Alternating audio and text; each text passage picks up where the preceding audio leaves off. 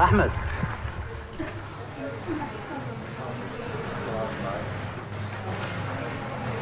احنا ماشيين، جاي معانا ولا ايه؟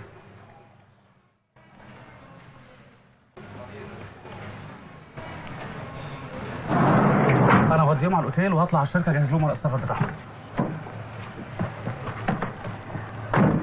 طب انت كويس ولا تحب اوصلك؟ لا انا كويس، انا عربيتي راكنه هنا، روح انت. اوكي اطلع بره.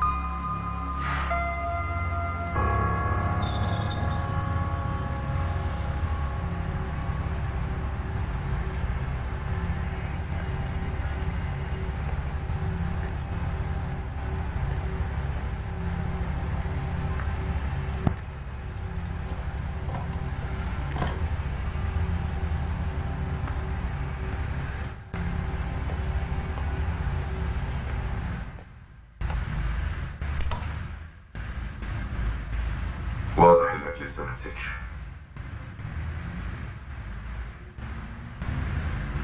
مين اللي بيتكلم؟ هو صحيح في وقت كبير عدى، بس انا متاكد انك مش ممكن تتلخبط في الصوت بالذات.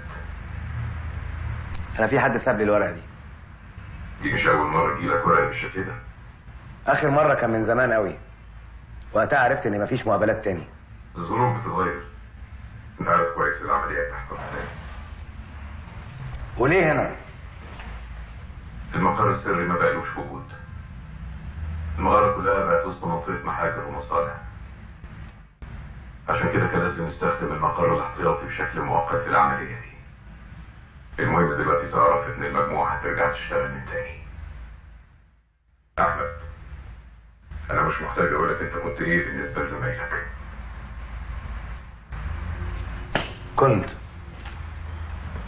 انا دلوقتي مش عارف ايه اللي ممكن اعمله لكم. انت اكتر واحد له خبره في طريقه شغل ده، اكتر واحد عارف الفريق بيتشكل وبيشتغل ازاي.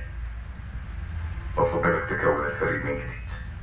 الشياطين هيرجعوا من تاني، وانت الوحيد اللي هتقدر ترجعهم. انا مش فاهم ليه ما حدش كلمني بشكل مباشر. انت عارف الطريقه اللي بنشتغل بيها، العلاقه الشخصيه المباشره ممنوعه. بس انا دلوقتي ماليش دعوه باي حاجه من اللي بتعملوها، وبصراحه مش عايز يبقى لي. بس احمد اللي انا اعرفه مش ممكن يفكر بالطريقه دي. وانا ما بقتش احمد اللي انت تعرفه. انت عارف الظروف وقتها كانت ازاي. كان صعب جدا ان المجموعه تفضل تشتغل من غير ما يكون في تنسيق مع البلاد التانيه اللي حوالينا. انا مش عارف غير انكم وعدتونا بحاجات كتير، وفي الاخر سبتونا نغرق لوحدنا. لا ما تعودتش اسمعك بالانهزاميه دي. انا متاكد انك عايز ترجع تشتغل معانا اكتر مني. كل اللي حصل قبل كده ممكن نتكلم فيه بعدين. المهم دلوقتي تبتدي بسرعه. في مهمه خطيره جدا، لازم الشياطين هم اللي يقوموا بيها.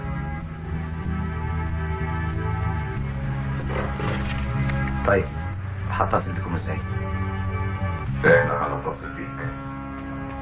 يعني انت فعلا رقم 0 يا احمد، رقم 0.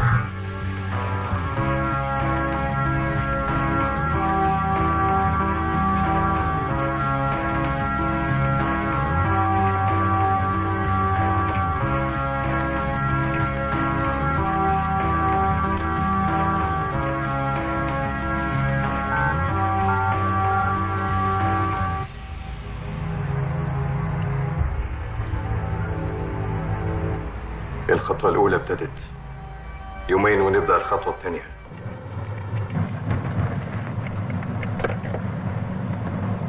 إلهام. احمد ازيك؟ انا عايز اشوفك ضروري. تحب نتقابل بالليل؟ لا مش هينفع، لازم دلوقتي. دلوقتي؟ ما ينفعش، انا مشغوله قوي. انت بتعملي ايه؟ انا بحضر للعرض. طب بصي انا هعدي عليكي.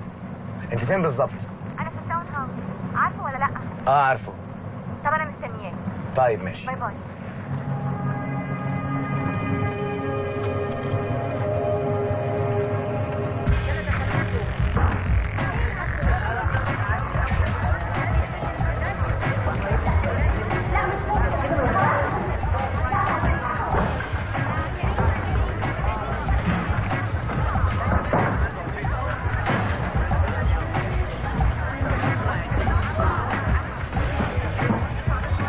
احمد انت بتقول ايه؟ انت تقصد اللي انا فاهماه؟ مين كلمك ومين نرجع يشتغل تاني مع مين؟ انت عارف احنا بقالنا كام سنه بره الحكايه دي؟ وبعدين هنشتغل في ايه؟ انا مش عارفه اقول لك ايه. طب انت قلت لهم ايه؟ ما قلتش، انا نفسي مش مصدق. طبعا مش لازم تصدق، هتصدق ازاي؟ احنا ما بقيناش نقدر نعمل الحاجات اللي كنا بنعملها زمان. حياتنا، طريقتنا، كل حاجه اتغيرت. طب انت ايه ظروفك؟ ممكن يعني الفتره اللي ممكن ايه؟ الموضوع بالنسبه لي انتهى من زمان، وانت عارف كده كويس. استنى لما اجيب لك حاجه تشربها. امشي. شو صار لك؟ تفضلي. شو بدي يصير لك؟ شي بعصب.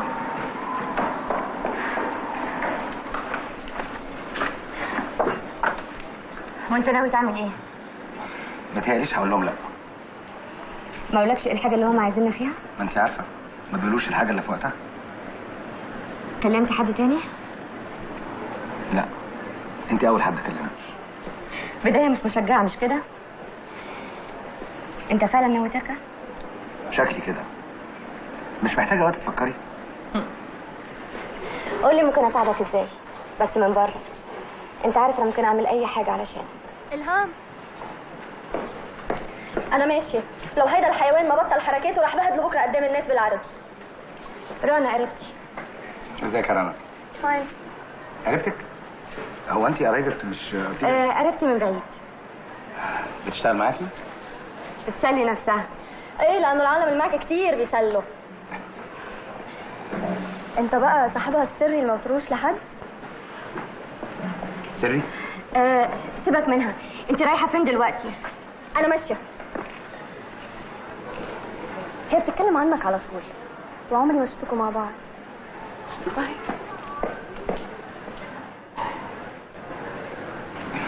طيب انا همشي. ها؟ هتكلمني؟ اكيد. ايه هو انا هفضل العب لوحدي؟ طب ريح شويه بقى عشان انت شكلك فاضي كتير.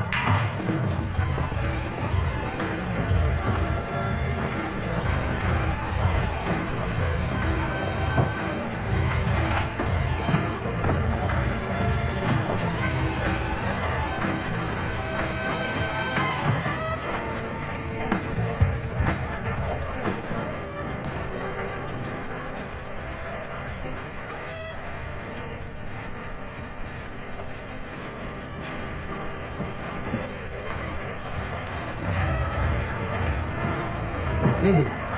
يا راجل ممكن تجيب سكه في لعبه زي دي. لا اللعبه دي مش محسوبه، هو اللي قال لك عليها. هنحمل بقى. هي اصلا فاتحه معاك على الاخر، مش طالبه بقى مدربين اجانب. السودان اجانب؟ امال دول يبقوا ايه؟ دول من القمر. بص اللعبه دي ايه؟ دي تشجيع يا معلم. ازيك يا ابراهيم؟ احمد باشا، اتاخرت علينا النهارده. انا قلت انت مش جاي.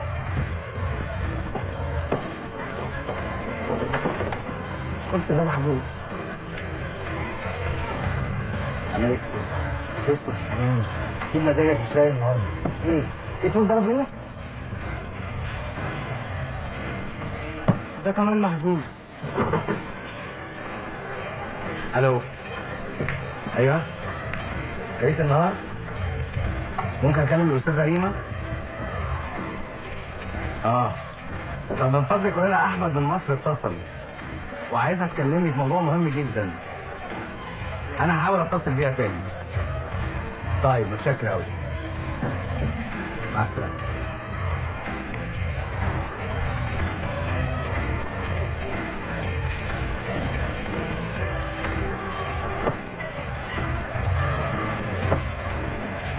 قلت لها عايزينها بتلعب يا ابو حميد واحنا داخلين عليك. كنت عايزك في كلمتين.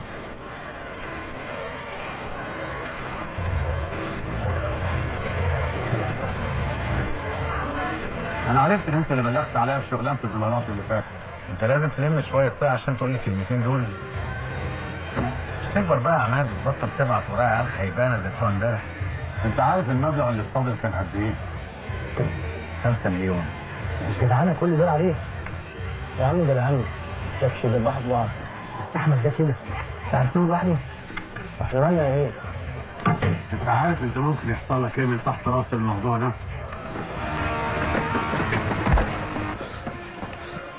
المشكلة ان انا لو قلبتك ونفضت كل اللي حيلتك ما يكملش 5 مليون تعريفة. يكملوا. بس انا عارف هاخد حقي منك ازاي. 5 صوابع وكل صباع ب1,000,000 جنيه.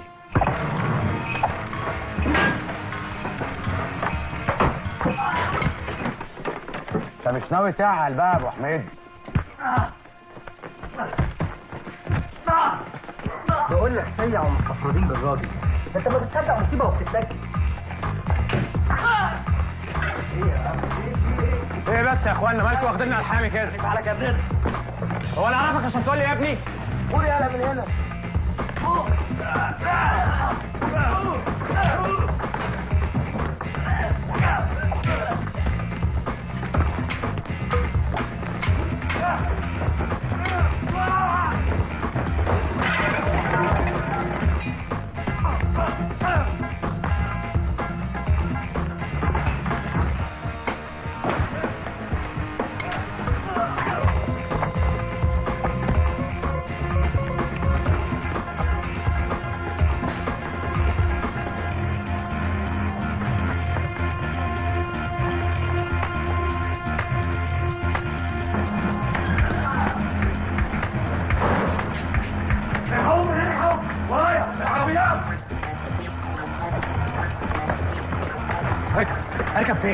شايف سيبها راكب.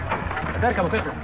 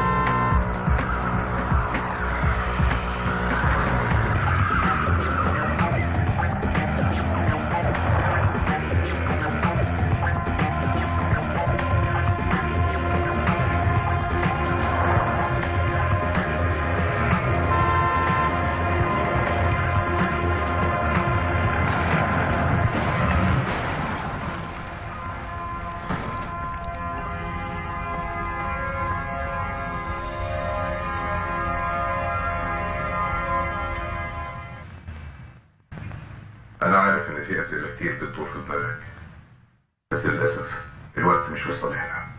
كل اللي عايز تعرفه هتعرفه في وقته. المهم إن الفريق يكون جاهز في أسرع وقت. بس ده مش سهل. المجموعة مبقتش زي زمان، كل واحد بقت عنده حياته الخاصة.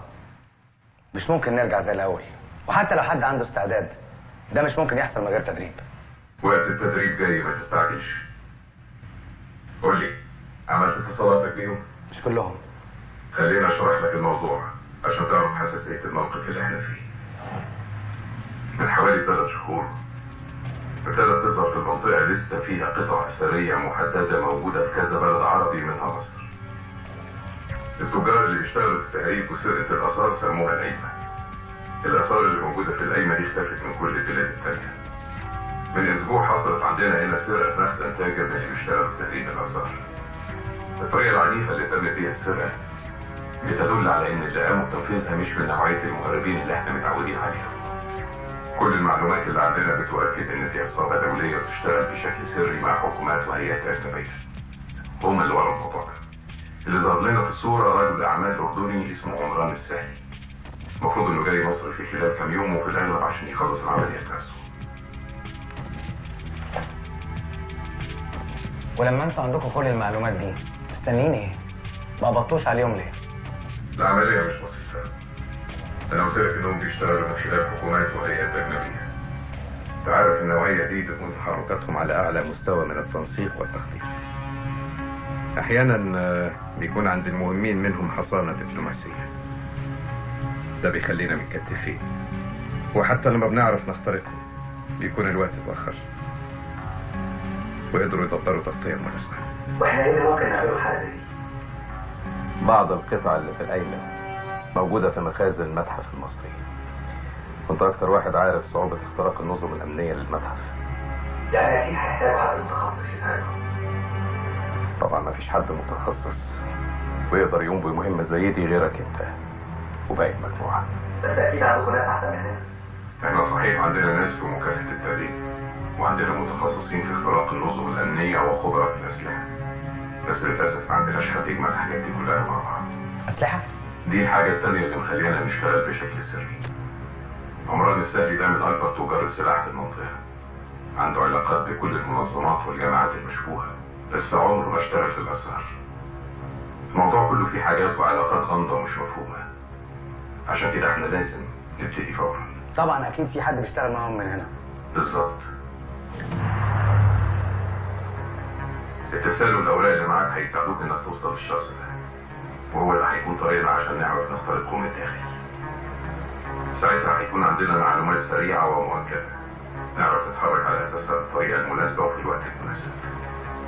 المجموعة اللي هتيجي مع عمران أكيد مش هتكون كبيرة عشان ما يلفتوش الانتباه. ده معناه إنهم هيكونوا محترفين وعلى درجة عالية جدا من الخطورة. عشان كده لازم نكون مستعدين من بدري.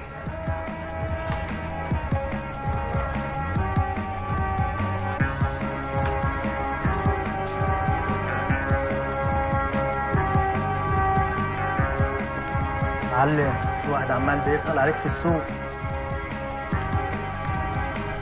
مين ده؟ احمد. قدموه. ماشي يا معلم.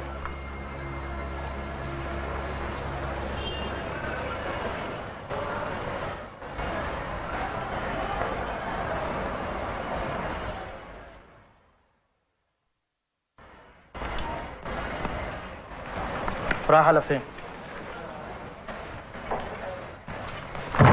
يلا بقى ورينا عرض كتافك. انا اللي مشغلك انا. معلم منصور، الحقني يا معلم منصور. بس سارت وهو ما تاخذهمش يا احمد بيه، اصل السوق هنا خطره. فاكرينك يعني عيل جاي تسرق حاجه من هنا ولا بتاع، انما انت ايه اللي حدفك علينا؟ انت لسه واطي زي ما انت يا منصور، بتسلط رجالتك عليا؟ لا مؤاخذه يا احمد بيه، العتب على النظر، الله يجازي اللي كان السبب. ما تلقحش، انا اذا كان عليا كنت عايز اخزقهم لك هما الاثنين. وماله، ما تغلاش عليك. قول لي بقى، انت ما فيش حد اليومين اللي فاتوا كده جالك طلب منك حاجه؟ اللي بيطلب كتير، اللي بيطلب كرسي، سلسله، وهي ماشيه والحمد لله. انا اقصد الحاجات اللي مخلياك لامم حواليك شويه صيع وبلطجيه. لا يا احمد بيه، انا بساعد في حل مشكله البطاله، وبعدين انا بطلت الحاجات دي كلها من زمان على ايديك الحلوين دول. يعني مش عايز تقول حاجه؟ كان على عيني، انت عارف انا بعزك قد ايه. عارف. على العموم انا كنت جاي الحقك قبل ما يجي عليك الدور ويحصل لك اللي حصل للمعلم حسنين بتاع دهشور. استنى عندك، مش عرفك موضوع المعلم حسنين بتاع دهشور؟ انت عارف حاجه؟ حسن، لو انت عارف حاجه. الكلام مش هينفع هنا، تعال نطلع فوق عشان نبقى براحتنا. لا يا منصور، ما شغلك ايه بقى؟ والله الشغل مزنق على الاخر، الواحد مش عارف يلاقيها من مين ولا من مين. وبعدين ايه حكايه الجماعه دول؟ هي كانت ناقصاهم يقتلوا فينا كده؟ ده على كده الحكومه كانت ارحم. قول لي بقى، مين الجماعه دول؟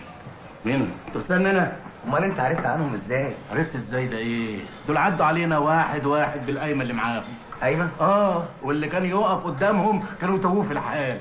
الاول اسماعيل بتاع المنيا، وبعدين حسنين بتاع الجيزه هو وعيلته، وانتوا سايبينهم كده يتوحوا في خلق الله. امال انتوا كنتوا فين؟ يعني يقولك انت كمان؟ قول. سالوني طبعا، قلت لهم ما اعرفش حاجه عن الحتت دي. قالوا لي ممكن تكون عند مين؟ طبعا قلت لهم عند حسنين. صح، بس انا كنت فاكر ان انا بعمل له خدمه، اعرف منين انهم هيعملوا العمله السوداء بتاعتهم دي؟ طب على فكره هم لسه ما قالوش كل حاجه، واكيد هيرجعوا لك تاني. ويرجعوا لي انا تاني ليه؟ هو انا مسؤول الاثار في البلد؟ حاجه زي كده. هو انت مش المفروض اكبر تاجر بيشتغل في تهريب الاثار؟ ده كان زمان يا احمد بيه، دلوقتي الدنيا اتغيرت، ما عادش فيه العيال الصيع والبلطجيه اللي بيطلعوا الحتت من تحت البيوت ومن الغيطان ويجوا يبيعوها لنا بتراب الفلوس. في دلوقتي موبايل وانترنت وكمبيوتر وحاجات مالناش فيها. امال مين اللي ليك فيها؟ كتير عيال صغيره نطولنا في الشغلانه لما بقت حاجه تقرف، بس فيهم واد كده، هو ده الكبير بتاعهم. مين؟ البروف. مفيش حاجه تحصل ولو حتى صغيره الا بعلم البروف. البروف؟ البروفيسور لا مؤاخذه. اتيتوهات كده من بتوع السياحه، كان شغال على خفيف لغايه ما من كام سنه كده سمعنا انه هو سافر، قال لك راح امريكا ولا اوروبا. المهم بعد مده رجع وهو محمل فلوس، فتح محل هنا في النزله، محل كبير، ومن ساعتها وهو ماشي اموره على الاخر. يعني ايه مش عارفين تجيبوا الحتتين دول؟ يبقى انتوا ناس ما تصحش تشتغل مع بروف. بشتغل انا مع حبة لوحيد. روحوا ايوه صح. لو انت مش عايز الشغلانه دي تقول لي وانا ابعت اسمع، الشغلانه دي ممكن يروح فيها القلب كتير. فاهمني؟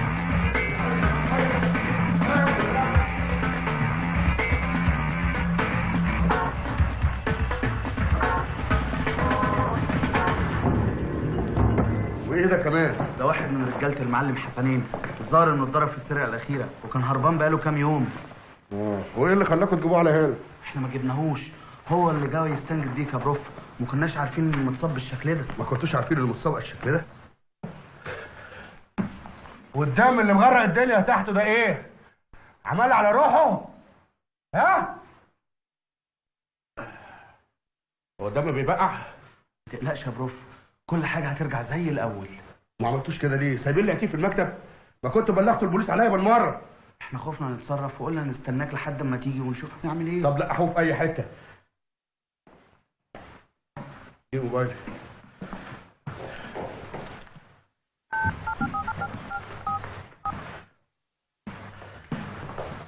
ايوه يا عمران بيه، النظام ده ما ينفعنيش.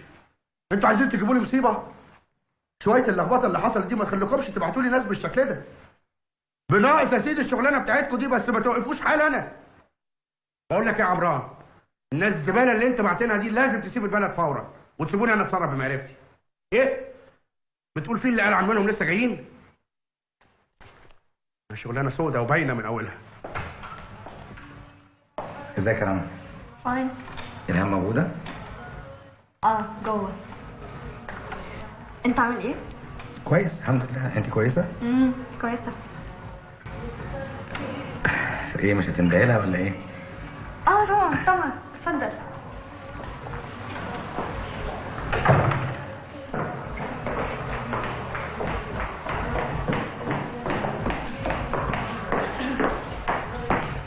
ازيك يا احمد؟ ازيك يا الهام؟ الحمد لله. ايه في حاجه؟ كنت عايزك في موضوع كده. خير، بس بسرعه عشان لازم انزل دلوقتي حاجه. لا انا مش هعطلك، انا عايزك في حاجه مهمه. اي حاجه بس مش النهارده.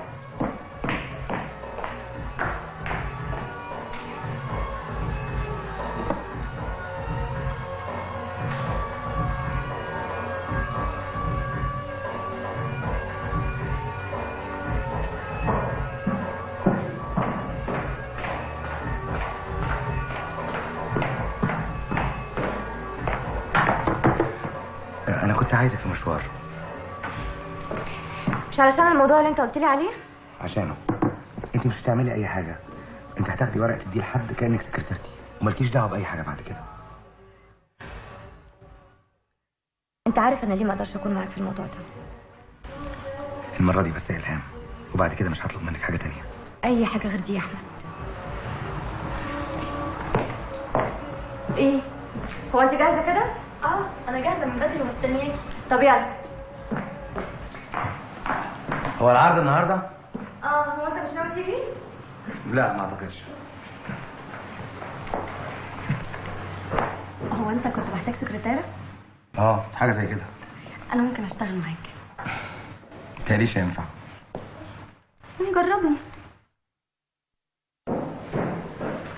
اوكي، عايز تبتدي من امتى؟ اي وقت انت عايزه. كلميني بعد ما تخلصي. انت متاكد ان انت مش هتغير رايك؟ لا مش هينفع، هبقى اكلمك وقت تاني بقى. اوكي يلا.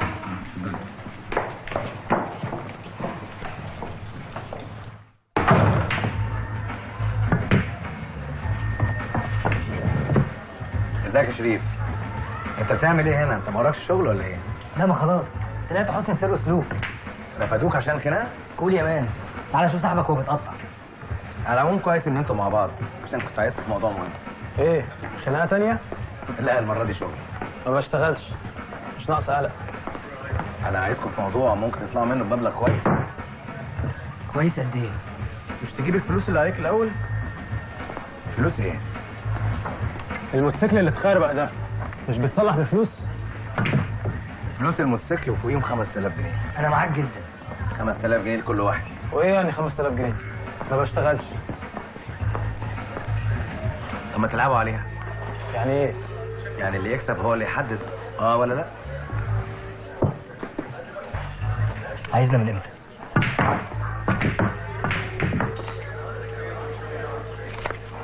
العنوان اهو. مستنيكوا بكره الساعه 12. ما تاخروش.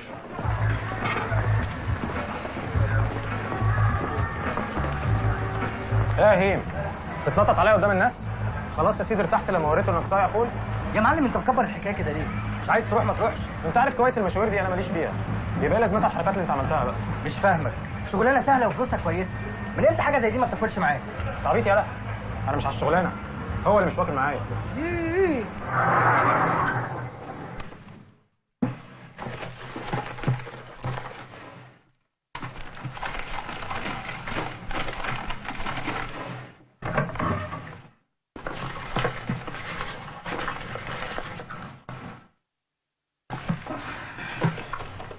يا فهد ازيك؟ الحمد لله. انت كويس؟ لا انا كويس الحمد لله يا سيدي، والله انا كويس وصوتي كويس. اسمعني بس، انا عايز منك حاجه مهمه قوي. انا عايز ارقام تليفونات ريما، الارقام كلها اتغيرت.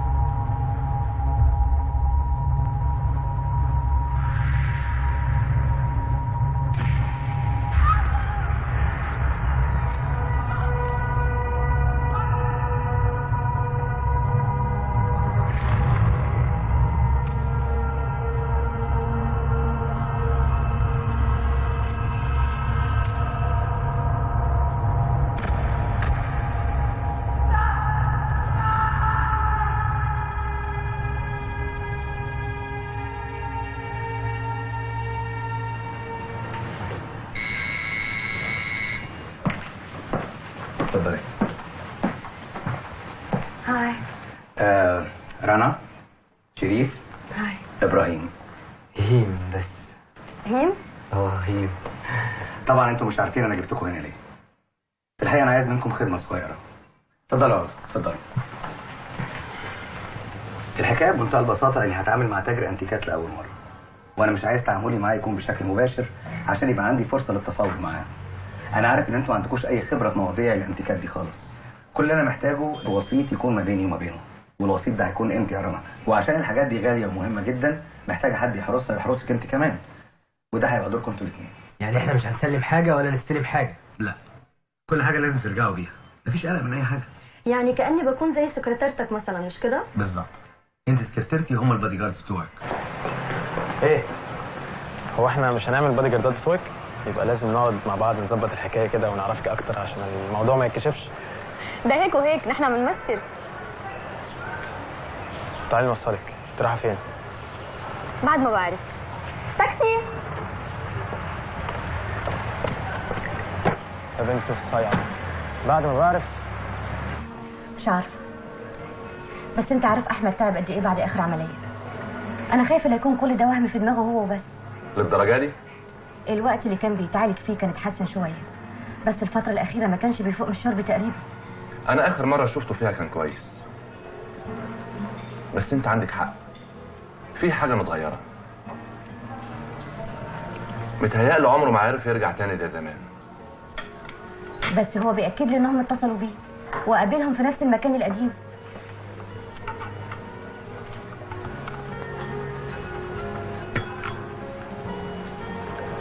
هو طلب منك ايه بالظبط؟ بيقول المجموعه رجعت من تاني، وطلب ان انا اكون معاه في العمليه الجديده اللي بيقول عليها. وانت قلت له ايه؟ قلت له مش هقدر طبعا. عاطف، ما تحسسنيش ان انت بتحقق معايا. انا اصلا ما كانش سهل عليا اني اجي واقول لك على كل الكلام ده. انت كويس جدا انك كلمتيني اول ما عرفتي. انا عارفه انه في بينك وبين احمد مشاكل، بس انا بجد خايفه عليه. خايفه عليه لا يكون متورط في حاجه وهو مش واخد باله. ما تخافيش يا الهام، انا عارف ان احمد مش ممكن يورط نفسه في اي حاجه غلط، وانت اكتر حد لازم يكون واثق من كده. انا بفكر اخليني معاه. معاه فين؟ لو كان متورط في حاجه يبقى الاحسن تخليكي بره عشان تعرفي تساعديه. تعرفي اذا كان اتصل بحد تاني من المجموعه؟ مش عارفه، بس اكيد هيكلم فهد، اصل هو الوحيد اللي لسه في مصر. هنا؟ في شرم الشيخ. يا ريما، عمران ده تعرفيه؟ مو بشكل شخصي، بس بعرف ناس بيشتغلوا معاه. وانا مش محتاج اكتر من كده. انا عايزك بقى تعملي اتصالاتك بيه وتعرفي منه هو المجموعه اللي معاه نازلين مصر امتى بالظبط. ومش بعيد اتابعهم بنفسي واطلع لي بخبر صحفي. كويس، تطلعي لك بشغلانه للمجله من العمليه. شو قصدك؟ انا بس بدي اساعدك، بس لو ما بدك بلا. لا بالعكس بالعكس، ده انت لو عملتي كده يبقى هايل. ده انا نفسي كمان تنزلي معاهم على نفس الرحله علشان تبقى عينك عليهم طول الوقت. والله زي زمان؟ في حد تاني معنا؟ لحد دلوقتي لا. هكلمك بعدين. باي.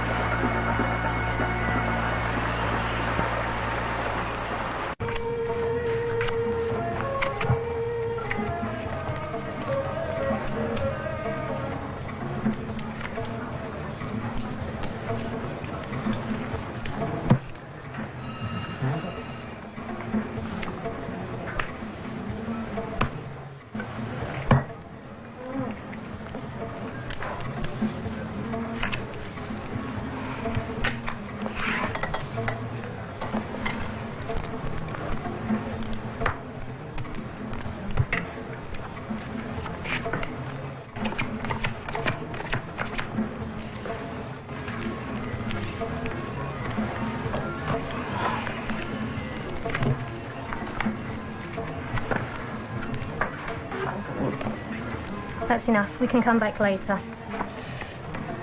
دور كمان بس، دور كمان. I'm leaving. النهارده مش يومك. لا مش يومي. أحمد؟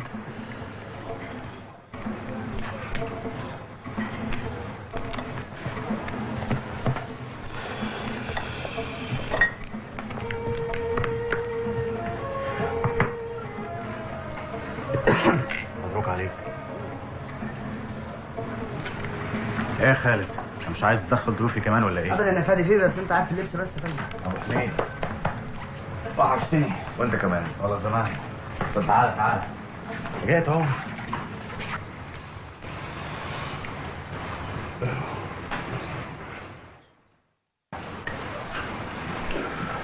والاستاذ احمد ما شرفناش بنفسه ليه؟ هي حاجات ممتازه او اصليه. انت ما بتتكلميش ليه يا حاجه؟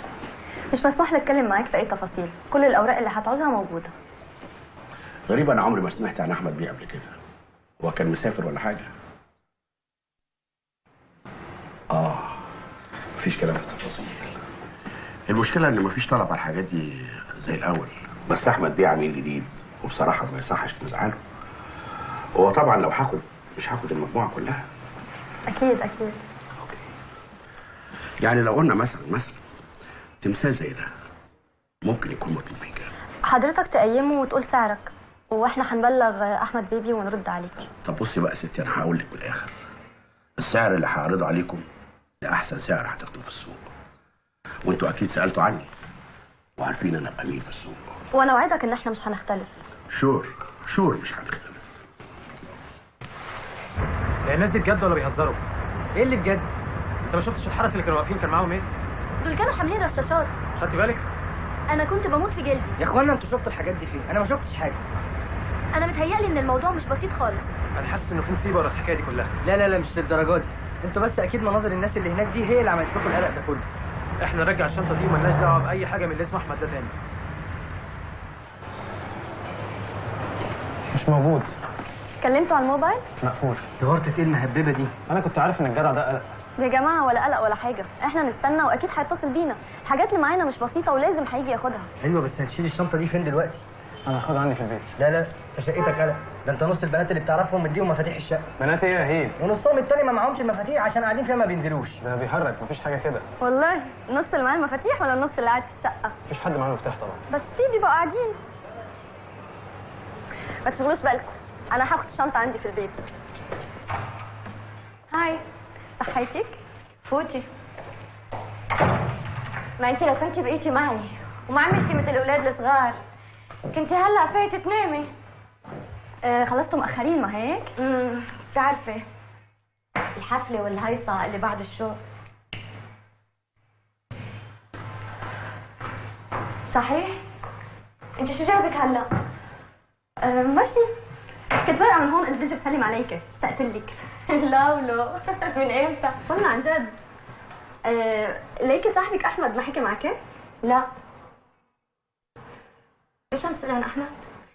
كان بده مني شغله بس ما بعرف، حاسه انه شكله غريب شوي. كيف يعني غريب؟ شو كان بده منك؟ يعني كان في اثنين كمان وكان بده منا نعمل بزنس مع حدا بيعرفه، سكرتيرته يعني. بس انت بتعرفيه من زمان ما هيك؟ قصدي يعني بتعرفيه منيح. ايه بعرفه منيح، بس احسن لك تبعدي عنه، بيشتغل باشياء غلط ما هيك؟ شكله مريب كانه حرامي او نصاب او بيشتغل بالتهريب. انا ما عم قلك تبعدي عنه عشان شيء. احمد ممكن يكون اي شيء بالدنيا غير انه يشتغل باشياء غلط. طيب ليه بدك اياني ابعد عني؟ عشان شغلات تانية. شو هي الشغلات التانية؟ ممكن اعرفها؟ لا صعب. المهم انه ما بيعمل شيء غلط وما بيشتغل بالممنوعات. طمني، احمد ما بيشتغل بالممنوعات، بس هو صار له فتره مش مزبوط، كان عم بيتعالج بمصحه نفسيه. طب شو يعني؟ ما انت كمان كنت تروحي عند الدكتور. قلت لك ما إلك علاقه فيه. بعدين انت ليش ما عم تفهمي انه احمد بعده تعبان وبداخل نفسه بمشاكل وقصص انت اصلا منك قدها. اوكي شو بقى نتروق هلا؟ المطبخ عندك، اذا لقيتي شيء كلي. انا صرت نام. خلص ننزل نتروق تحت.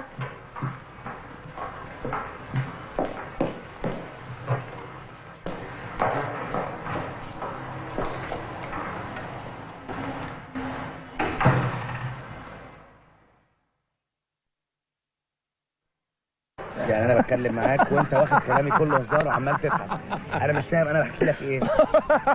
طب استنى بس اقعد. اقعد ايه بس؟ هتفضل تضحك ولا هتسمع؟ لا اسمع اقعد يا احمد اقعد. هنتكلم جد. انا بدي اعرف يعني شو طالع لك بهي العمليه؟ يا دي شو بقول لك المجموعه هترجع تتلم من تاني وتشتغل، تقول لي شو طالع لك؟ ماشي اوكي. بص، انت عارف انا معاك في اي حاجه انت عايزها، بس دي سرقه ومش اي سرقه، دي سرقه متحف. سرقه ايه؟ احنا بس هنساعدهم لغايه ما نمسكهم متربسين. والله العظيم انا عايز اصدقك. بص يا احمد، انا هجيب لك من الاخر. الشغل بتاعي هنا زفت، الوضع كله زفت. انا ممكن اجي معاك بس انا عايز اعرف اطلع لي كام في العمليه دي، وبعد كده مش هسالك اي سؤال. انت صاحبي. واحنا من امتى بنشتغل بالفلوس؟ شو من امتى بنشتغل بالفلوس؟ من زمان، من لما الدنيا غليت وصارت نار. نتكلم جد بقى شويه؟ والله العظيم بكلمك جد. بص يا احمد، انا ما بحطش رجل قدام رجل في اي شغلانه لما يكون لي فيها مصلحه. انت عارف مصاريف المحل، المعدات، ولازم منه يعني كام يا فندم؟ مش مهم، اي حاجه منك تبقى كويسه. يعني انت كريم وانا بستاهل. هقنع نفسي بحكايه المجموعه اللي رجعت دي، مفيش مشاكل، حاجه حلوه. انت مكسوف تقولي على المشوار بتاعك ده؟ انا عارف الدنيا عامله معاك ايه، الواحد لازم يعيش. اوعى تكون مكسوف مني، احنا لسه هنعرف بعض. والله يا فهد ما انا عارف اذا كنا اصلا نعرف بعض ولا لا. اتفضل. ماشي، مش هفاصل معاك، بس هو برضه لازم اعرف انت ليك ايه في الشغلانه دي؟ المهم بس تسد. والله شو ما تبص لنفسك وتبص لي، انا كل يوم هنا من الصبح حركات وتمارين. اما اوريك. طب خلاص اقعد، انت هتلم علينا الناس عشان تصدق بس. يا سيدي مصدقك والله، اقعد. انا عايز اقول لك حاجه. انا مش معاك هنا وبس، انا مش هفوت على نفس الحركات اللي هتبقى في مصر. هناك هيكون الشغل اللي بجد، مش كده؟ وهنا برضه شغل بجد. لا دي حاجات بسيطه ممكن اخلي ابو عمير يخلصها لنا. مفيش حاجه بسيطه. اسمعني كويس، انا وانت لازم نتابع وصول المركب من الاردن.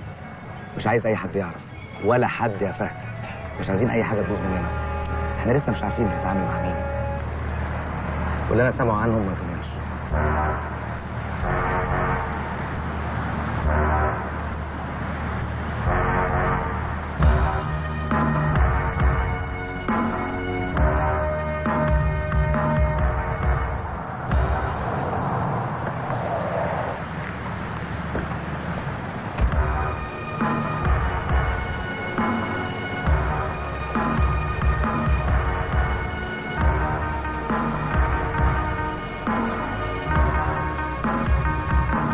ايه مالك ماسك ظهرك كده ليه؟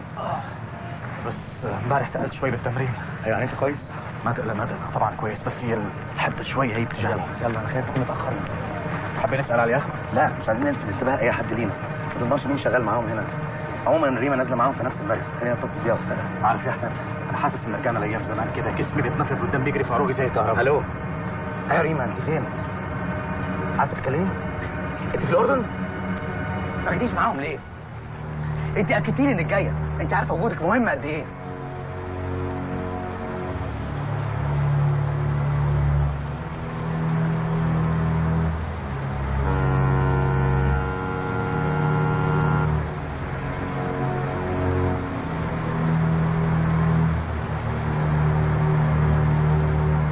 طيب اسالي يا همين، اسالها. ايوه السكرتيره مع عمران هي دي اللي معانا. طب ودي دمار؟ هي مين؟ فاهمه هتعمل ايه؟ اسمها دينا؟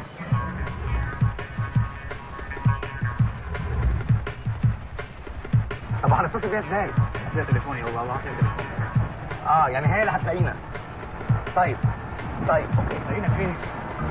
لقينا فين يا احمد؟ ايه يا احمد؟ اوكي.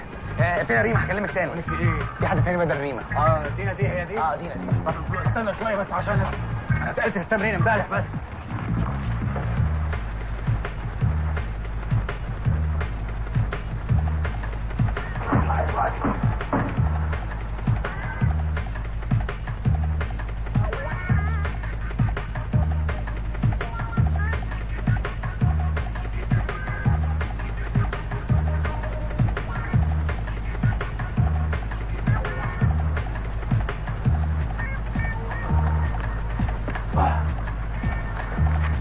رايح فين؟ احمد رايح فين؟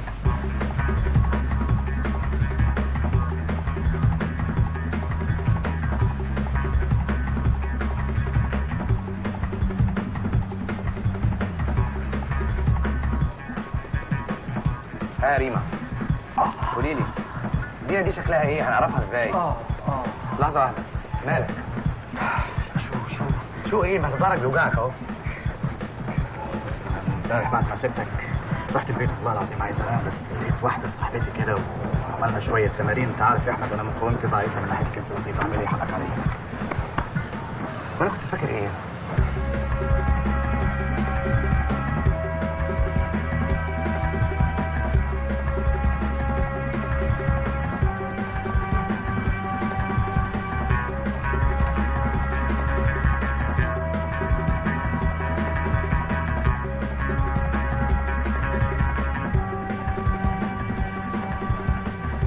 ايوه يا ريما مفيش حاجه ماشيه عدل. الظاهر كان المفروض الغي العمليه من الاول. استاذ احمد مش هيك؟ هذا الموبايل احكيني منه باي وقت، انا اول رقم بالموبايل. ايه ورح تلاقي فايل فيه معلومات تهمك، وفي فايل جنبه فيه صوري. انت دينا؟ ايه دينا، بس انا ما رح اقدر احكي معك هلا، في واحد منهم وراي. انت احكيني على انك البوي فريند تبعي. ايه عم تدور علي ولا على الحمام؟ على فكرة عمران بيك ممكن يفكر انك عم بتعكسني وكتير يزعل منك. ايوه ريما لقيتها خلاص. عارف اللي هتقول ايه. هي اللي لقيتها. يلا باي باي دلوقتي.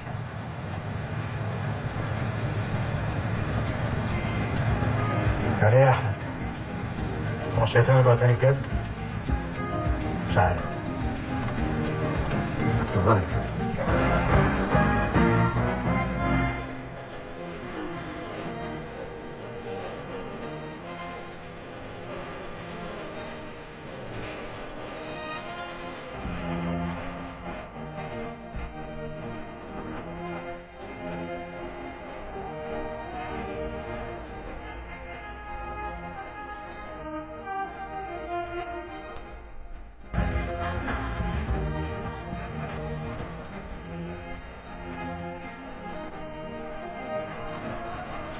سايبك انا على راحتك خالص. طب خليك معاهم بقى وابعد شويه عن هنا. ها حقيقي واطي.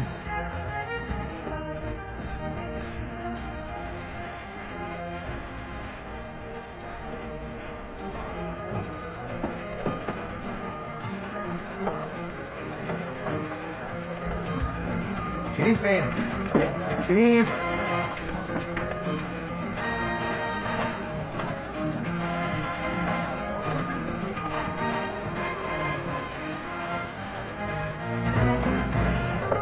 شريف كلمة انت لحقت تيجي؟ انا عايز اتكلم معاك. شفت اللي فيه احنا هنا؟ اصل كلمني النهارده وانا عايز ماشي بكره فتح الشنطه اجيلك ونتكلم. ما ينفعش بكره دلوقتي، انت هتبين تعالى. بقول لك ايه، هو انت كل شويه تطلع لنا زي الخازوق وعايز واقفين من هناك؟ قلت لك بكره الصبح الشنطه اجيلك خلاص. انا مش سامعك، انت ابراهيم تعالى احكي لي ايه اللي حصل.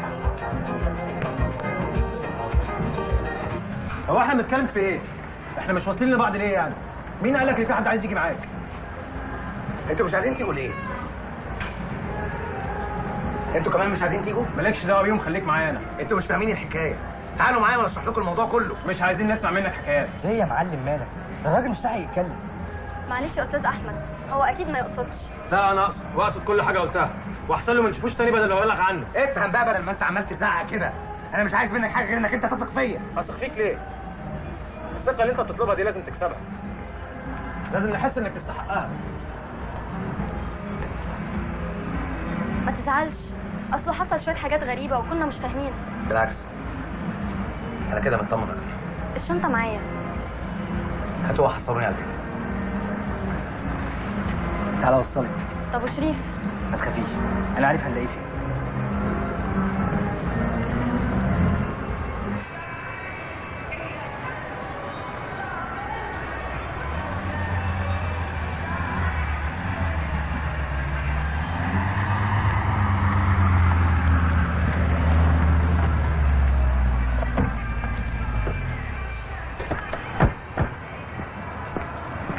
عليا النعمه انت فاقي. خليتها نقضي الليل عند ام خشبه. مش جعانين؟ تاخدي سندوتش ترزعي فيه؟ انت متاكد ان احنا هنلاقيك هنا؟ ايه ده؟ انت بتاكل ايه؟ ده بقى شويه تيفود على ديزونتاريا، انما ايه؟ في الادمان على طول. ازيك يا ام خشبه؟ مش ناويه تغسلي الحيل بقى يا ام خشبه؟ هو الاكل بقى له طعم لو اتغسله؟ عامل لك ايه؟ يعني عندك الاوبن بوفيه، ما تشوف لنا اي نصيبه، ما انت كل حاجه عندك طعمها واحد. ماشي حاضر. ايه يا شريف؟ ايه اللي حصل لك؟ اهو شويه لطش دماغ، معرفش انا عملت كده ليه. بس ايه وجهه نظرك؟ عايزه اعرفها. لا مفيش وجهه نظر ولا حاجه، يعني الحكايه مش كده خالص. ايه يا عم هيم؟ دي بتقول لك وجهه نظر. اكيد في حاجه، قول لي ممكن اقتنع. انا مش عايز اقنع اي حد باي حاجه، وانا ماليش دعوه بالشغلانه دي من اساسها. اللي عايز يكمل يكمل، انا بره.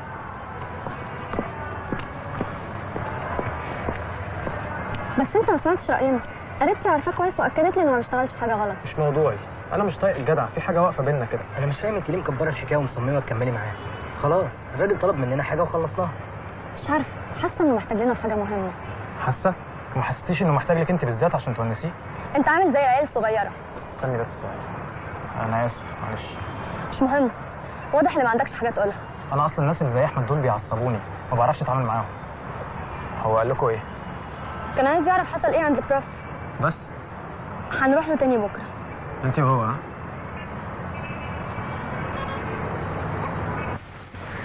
هم دول نفس الحرس اللي كان موجود المره اللي فاتت؟ تقريبا، بس متهيألي المره دي اكتر شويه. انا اسف جدا اللي اتاخرت عليك يا احمد بيه. انا لو عليا انا كنت جيت لك لحد مكتبك بنفسي، بس تعمل ايه بقى، عندي شحنه سافله كده بصدرها للصين. عمرك شفت حد بيصدر للصين؟ انا بقى بصدر للصين. عموما كده احسن، اصل انا ما عنديش مكتب ثابت. والله احسن، خصوصا مع الحاجات الحلوه اللي معاك. نعمل ايه بقى في القلق اللي احنا فيه؟ كويس ان في ناس زيك بتشيل عنه. نشيل عنكم ومنكم، ما تقلقش قوي كده، انا قصدي نشتري منكم. ولا ايه حلو؟ انت جايب لنا ناس صعبه ما بتحبش تتكلموا معانا. لا ابدا، بس انا قلت لحضرتك تفاصيل البيزنس مش معايا انا. انت صح يا حبيبتي، انا اللي بتعامل مع شويه كواحين مبوظين لي شغلي. طبعا هي قالت لك انا عايز اشيل من عندك ايه والسعر اللي عرضته عليها. ما انا جاي اتكلم معاك بخصوص حكايه السعر دي. ما انا فهمتها ان احنا مش هنختلف. انت عاجبني وشغلك عاجبني، بس مش هو ده اللي انا عايزك علشانه. انا عايزك في حاجه اهم من كده بكتير.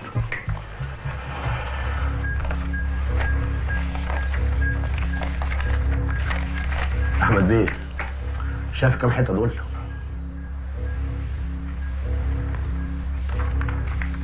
مالهم؟ انا مش هسالك انت جبت الحته بتاعتك منين وازاي، انما عايزك تقول لي نجيب الحته دي ازاي. بس الكلام ما ينفعش بالطريقه دي. لا تخافش، قلت لك مش هنختلف.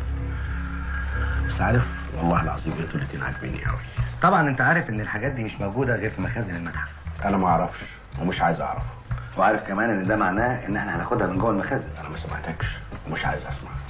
شوف يا احمد بيه، شغلك تعمله بعيد عني وانا شغلي هعمله بعيد عنك.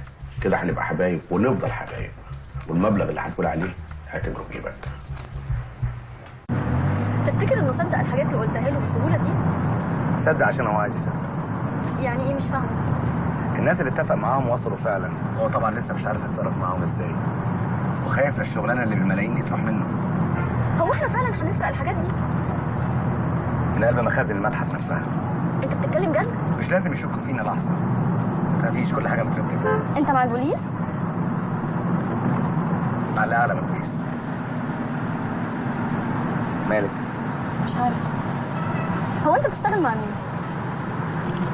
هقول لك كل حاجه عن المجموعه بتاعتنا، بس الاول اشوف ايه حكايه العربيه اللي ورانا.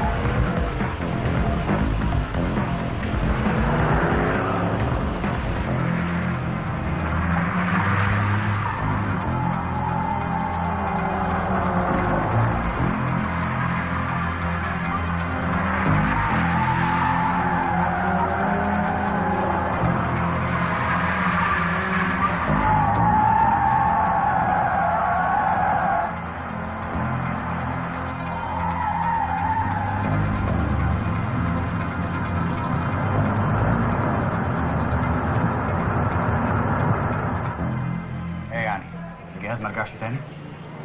وما حدش اتصل باحمد؟ امال ايه كل اللي بيعمله ده؟ بقول لك مفيش اي جهه امنيه اتصلت باحمد، ومفيش حد يعرف حاجه عن الخرافات اللي قلتها لي. انت متاكد؟ طب مش يمكن الجهاز ده يعني على درجه عاليه من السريه علشان كده مفيش اي معلومات عنه؟ الكلام ده كان ممكن زمان يا فهد، لما بوظت لكم شغلكم مره علشان ما رضيتش اصدق حكايه مجموعتكم السريه اللي قلتوها لي.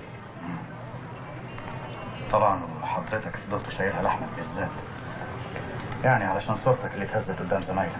زمان حاجه ودلوقتي حاجه تانية. وقتها ما حدش من الكبار رضي يقول لي عن النشاط السري اللي بتعملوه، انما دلوقتي انا في مركز بيلزمني اعرف كل حاجه عن النشاطات السريه اللي من النوع ده. انا اسف يا جماعه، الموضوع خطير، ولو عايزين تعملوا اي حاجه يبقى بالتنسيق معانا. انا هحول الموضوع لشرطه الاثار. كل اللي اقدر اخدمكم فيه ان اقول لكم لو احمد فعلا متورط في اي حاجه غلط. لازم امشي. كده يبقى رجعنا لنفس النقطه. ايه العمل دلوقتي؟ فهمني. انا بحياتي ما ارتحت له العاطف، وانت بتعرف ان احنا هو ما بيطينا. يعني شو كنت متوقع منه غير هيك؟ كان نفسي يقول لنا ان الموضوع حقيقي. مش عارفه. على كل حال انا متشكره ان انت جيت معايا. الهام انت عن شو عم تحكي؟ نحن اصحاب بلا اي شيء.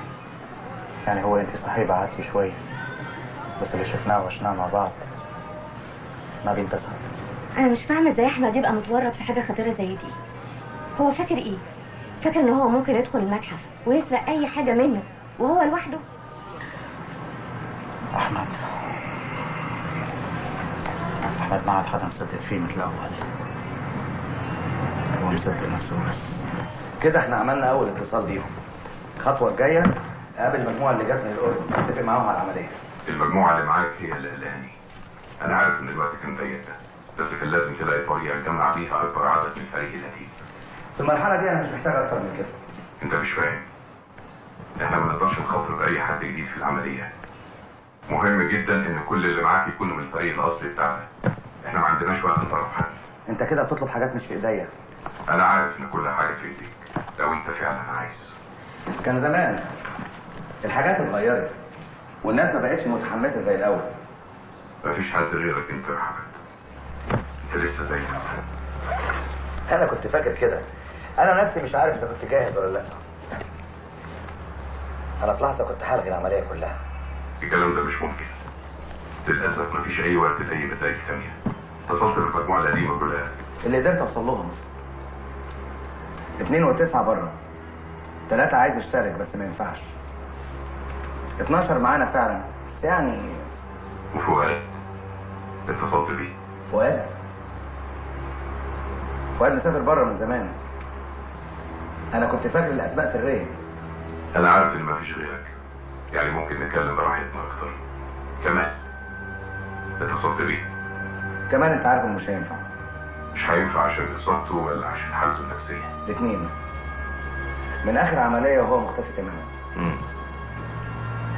مرجعش ابدا زي الاول. يا خساره.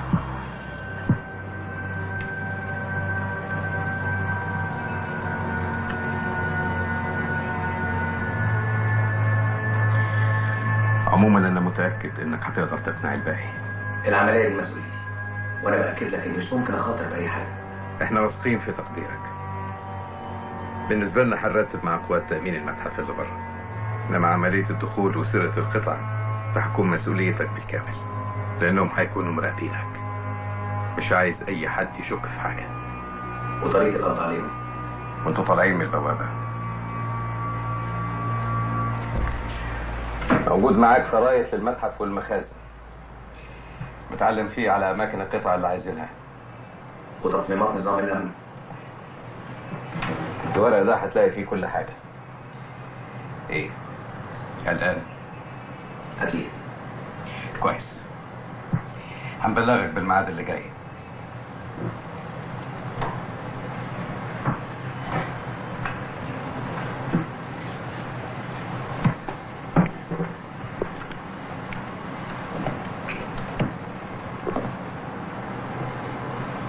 الامور مش ماشيه كويس.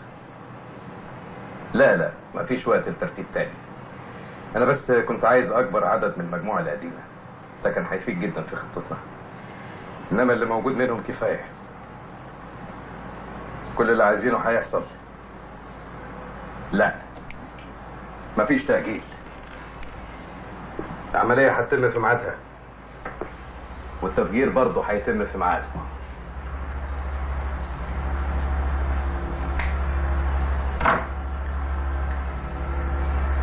انا مش فاهم احنا محتاجين احمد في ايه.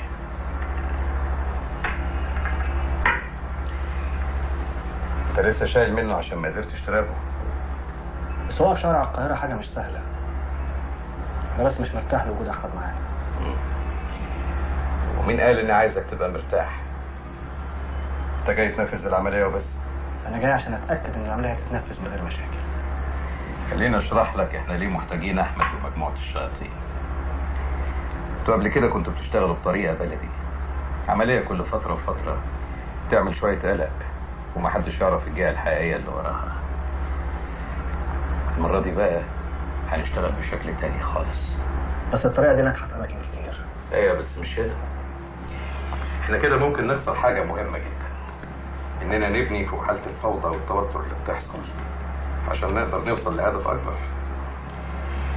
احمد ومجموعه الشياطين كانوا بيشتغلوا مع اجهزه مهمه في بلادهم، يعني لما يكونوا متورطين في عمليه ضخمه زي دي، القلق والتوتر مش هيبقى بين الناس وبس، لا ده هيبقى بين الحكومات وبعضها. طموحك خطير وده ممكن يبوظ كل حاجه.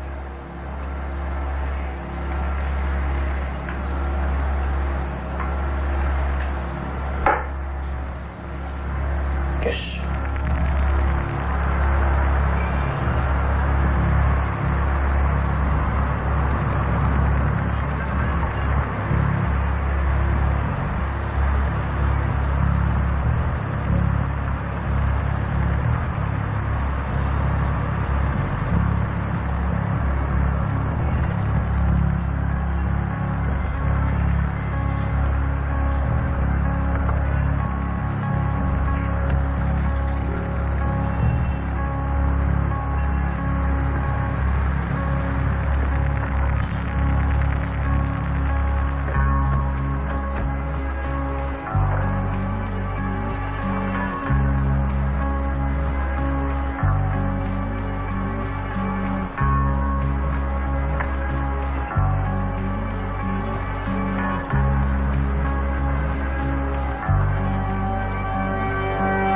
عمران بيه، تصدق وحشتني.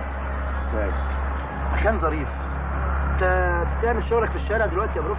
على الاقل هنا نقدر نتكلم براحتنا من غير ما حد يغلس علينا، وفي نفس الوقت ما احناش لوحدينا. اصل بصراحه اصحابك دول صعبين قوي وممكن يعملوا اي حاجه مجنونه. عموما احنا مش هناخد وقت كتير. فلوس معايا والجماعه عايزين يخلصوا عمليه المتحف باسرع وقت. حلو، وانا معايا اللي يخلص العمليه. ضمنه؟ عيب، ده شغلي، ويا ريت تخليكم انتوا في شغلكم وتسيبوا لي انا في شغلي. هاي. ازيك؟ شو يعني ما حكيتني؟ النهارده الساعه 9. يا شقي. ده العنوان.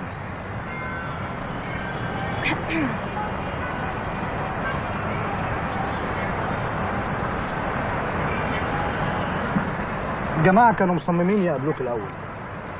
وعجبتهم؟ اتمنى ده لمصلحتنا كلنا. اتمنى لمصلحتك انت. الناس دي ما بتهزرش. متهيألي انت عارف الكلام ده يا برو. امال انا عملت المقابله هنا ليه؟ من الواضح ان انت كمان خايف منه، بدليل ان انت جبت السكرتيره والسواق تتحمى فيه. لو عليا انا ما كنتش خدت الشغلانه دي من اصلا. عموما يا عمران بيه ما تخافش، هم برضه بيلعبوا على ارضنا. لما نشوف لما نشوف.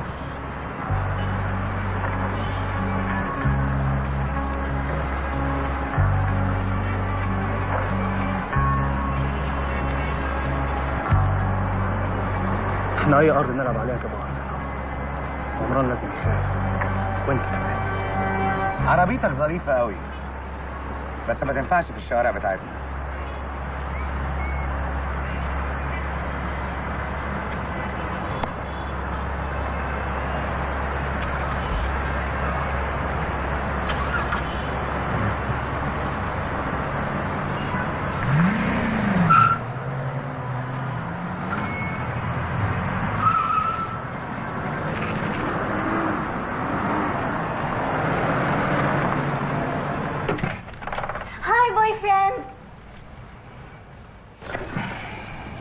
بوي فريند.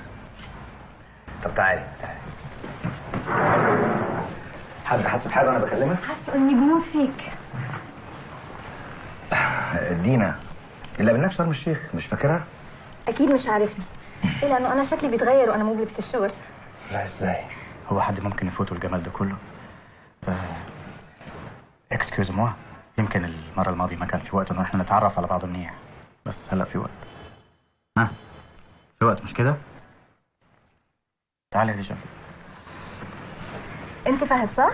ايه انا فهد. وانت من وين؟ حاسس انك اردنيه.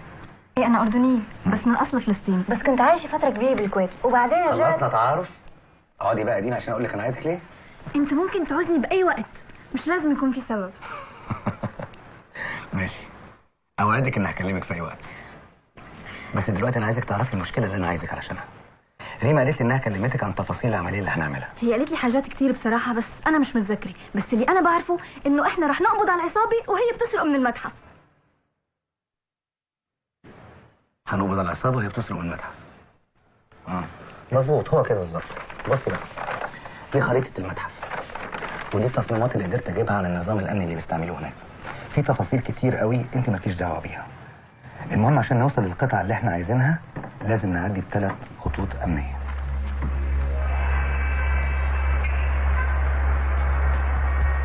اول حاجه السور اللي بره، وده متامن بكاميرات مراقبه، غير الامن وعربيات البوليس اللي واقفه قدام البوابات.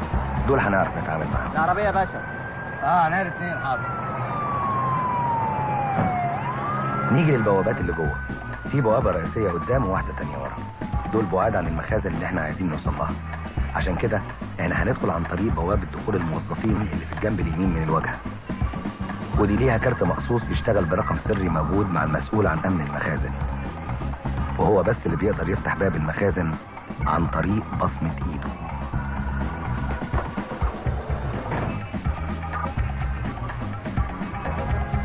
وطبعا انت بدك تعرف كيف توصل لهذا الكارت.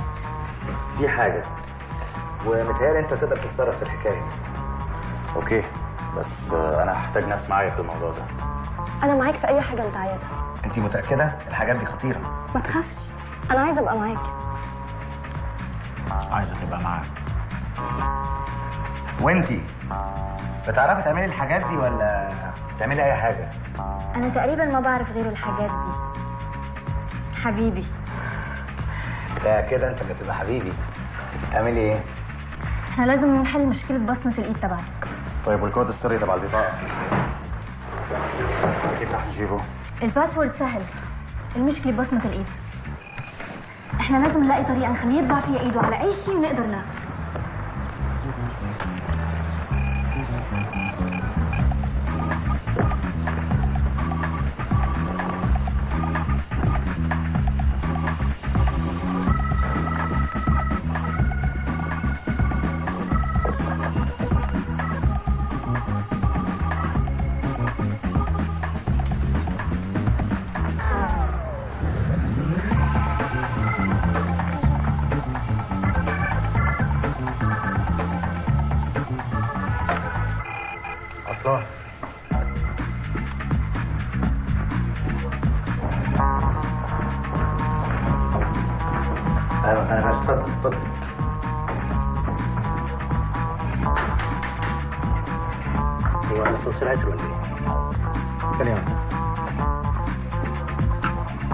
حضرتك ممكن تزق بس زقه صغيره كده؟ الباب ده؟ ايوه.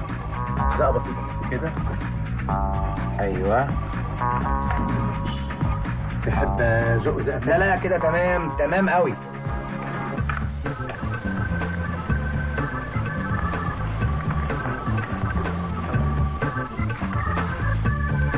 كله تمام، كله تمام.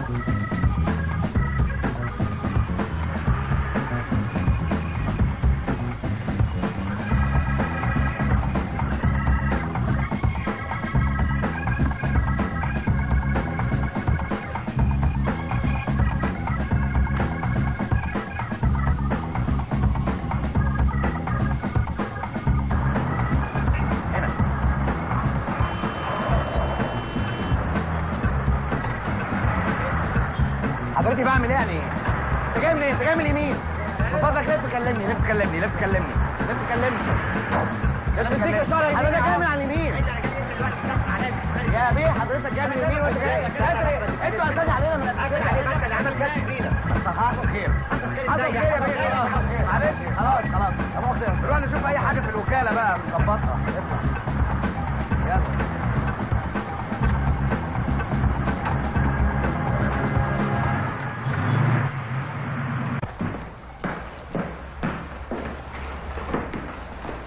كده معانا كل حاجة، ممكن بقى ندخل المتحف؟ رح يضل عنا مشكلة ثالثة.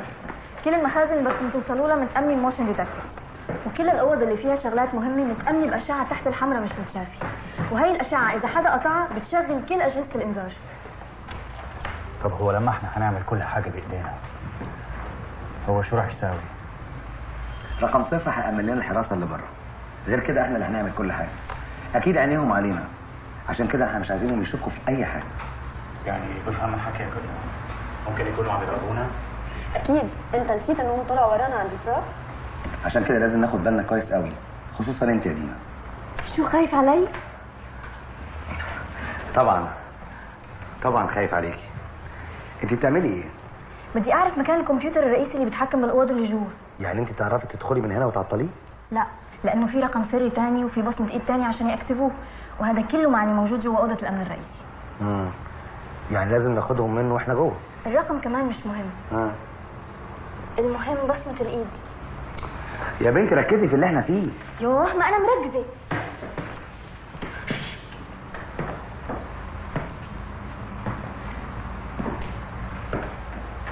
الهام؟ كان لازم اجي اتاكد بنفسي.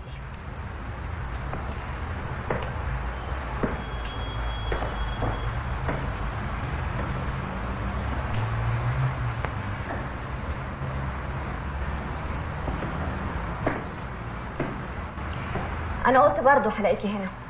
الهام اقعدي خليني اشرح لك. قبل اي حاجه رنا تمشي من هنا دلوقتي حالا. انا مش ماشيه. بعدين احمد ملوش دعوه، انا اللي طلبت منه ابقى معاهم. انت مش فاهمه اي حاجه. هتروحي دلوقتي وهنتفاهم في البيت. طب تعالي نتكلم بره. تعالي.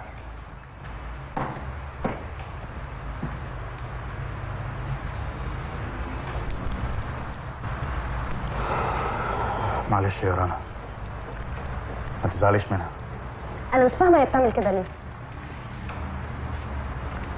هي خايفه عليكي بس. لا، هي بتتضايق كل ما تشوفني مع احمد.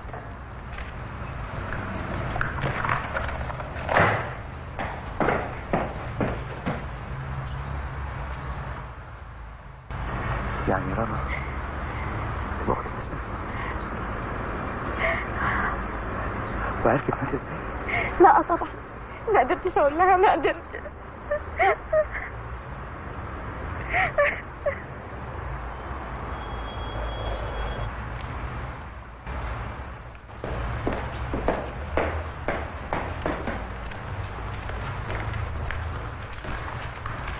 شو راح تمشي؟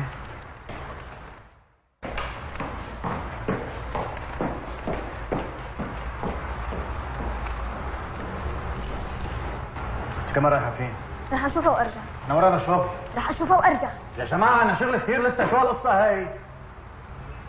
شو الشغل هذا؟ هم رايحين فين؟ رنا مشيت يا استاذ. دينا خرجت وراها بس هترجع تاني. تفتكر تكون سمعتنا يا احمد؟ لا ما تقليش. اهلا يا الهام. اخيرا قررت تبقي معانا زي زمان.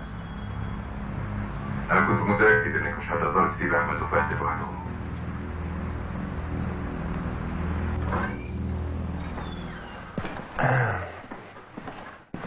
معلش يا الهام، انت عارفه اننا لازم نسجل كل حاجه.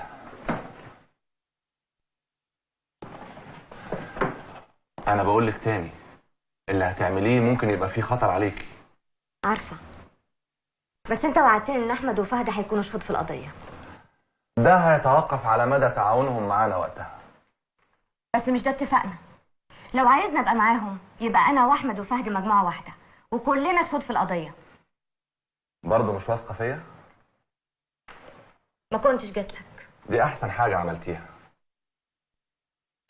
الناس اللي احمد بيتعامل معاهم واضح ان لهم علاقه بعمليات سرقه وتهريب حصلت في كذا بلد عربي تاني، بس قله التنسيق ما بين اجهزه الامن في المنطقه مخليانا مش عارفين نمسك عليهم حاجه. خلي بالك، اللي بتعمليه مش هيبقى له اي لازمه لو ما مسكناهمش وهم متلبسين. اطمن، دي مش اول مره اعمل فيها حاجه زي كده. عارف طبعا. اللي تسجليه يوصل لنا اول باول. اي تاخير هيعمل لنا مشكله. المفروض ان احنا هنتقابل النهارده. بكره هبلغك باللي حصل. هتتقابلوا في الفيلا مش كده؟ لا، في مكان في وسط البلد. عموما انت بتقولي ان عمليه المتحف مش هتحصل قبل يومين، وده هيدينا فرصه نحط وحدات لمراقبه المجموعه كلها. صحيح الوقت مش كتير، لكن نعمل ايه؟ هو ده الخيط الوحيد اللي في ايدينا. اتاكد من البطاريات. تمام يا فندم. انت متاكده؟ انا معاك في المتحف طبعا، الا لو انت مش محتاج. طبعا محتاجه. امال مالك؟ مش عارف، بس يمكن كان نفسي احس اننا ممكن نتكلم مع بعض ونقول لبعض كل حاجه زي زمان. بس احنا على طول بنتكلم مع بعض. يمكن. المهم ان في فرصه تانية جات لنا عشان نقدر نصلح بيها الحاجات اللي باظت مننا اخر مره. مفيش حاجه باظت يا احمد، اللي حصل كان غصب عننا كلنا. ما تخليش حياتك كلها واقفه على اللي حصل لنا زمان. انا كويس يا ليلى. انا كويس.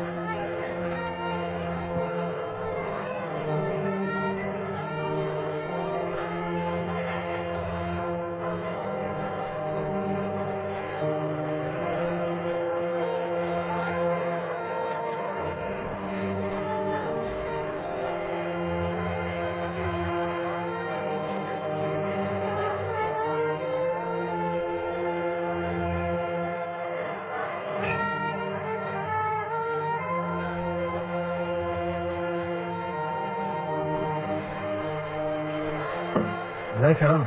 ما بتجيش ليه ولا بتتكلمي؟ ابدا، اديني جيت اهو. ايه؟ صاحب مشاعة موزة وعملت ايه يا حبيبي؟ يا حبيبة رنا ماليش شغل معاك انا خالص. عرفت الدي اللي قلت لي عليها؟ هي هما يعرفوا بعض من زمان؟ اصحاب من زمان. لا اصحاب ايه؟ أراهنك ما كانش الاتنين دول بيحبوا بعض. يا ابني ارحمني بقى وبطل تطبيل في الكلام. يا رشيد انا خبره وحاجه زي دي ما تعديش عليا. بصي كويس عاملين ازاي؟ مالهم؟ اتنين قاعدين بيتكلموا مع بعض عادي. لا بصي كويس، اتنين قاعدين مع بعض وكل شويه يقولوا كلمتين وبعد كده يسكتوا تاني. كده يبقوا بيحبوا بعض؟ طبعا لو اتنين قاعدين مع بعض وفي واحد بيتكلم طول الوقت والتاني بيسمع له يبقوا اصحاب انتيم. ولو الاتنين بيتكلموا قد بعض بالظبط يبقوا لسه متعرفين على بعض وكل واحد عايز يعرف نفسه على التاني. ازاي بقى اللي بيحبوا بعض ما بيتكلموش؟ علشان اللي بيحبوا بيخافوا يقولوا كل حاجه على بعض. يمكن عشان ما يأذوش بعض او عشان ما يخسروش بعض. رؤسي ماشي.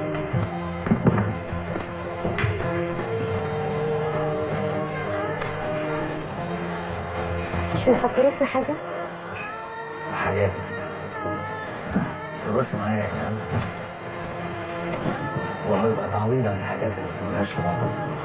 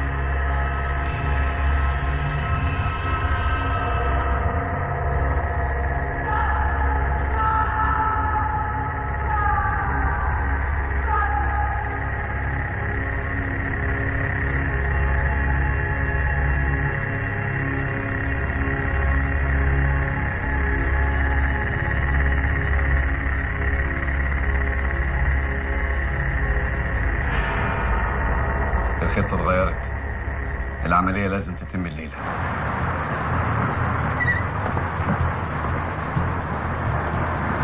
شو هذا؟ يلا بسرعة صار لازم نتحرك بسرعة.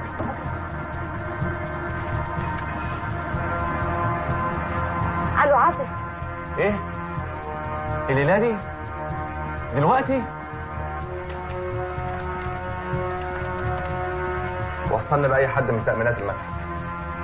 المتحف يا ابني، المتحف اللي في التحرير. بلغ الإشارة. يا فندم.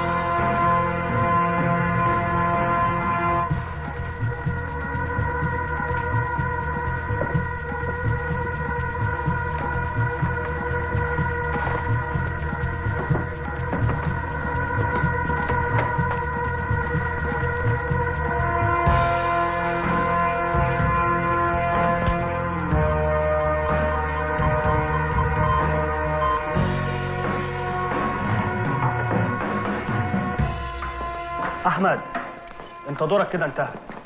انتوا ايه اللي جابكم هنا؟ المفروض التسليم عند البروف. صاحبتك اتفقت مع البوليس يعملوا لنا كمين هنا. مالكش دعوه بيها.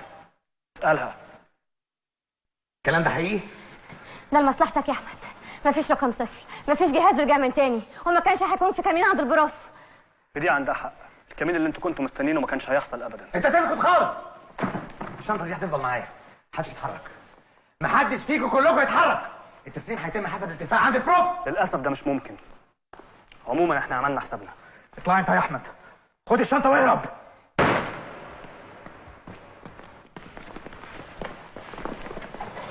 لازم تتصرف يا احمد. الضربه الجايه هتكون ضربه موت. التاريخ بيعيد نفسه، والظاهر انك هتخسر فريقك للمره الثانيه يا رقم 1. مفيش ضربه ثانيه، لازم حد يموت مره ثانيه. المره دي مفيش حد هيموت.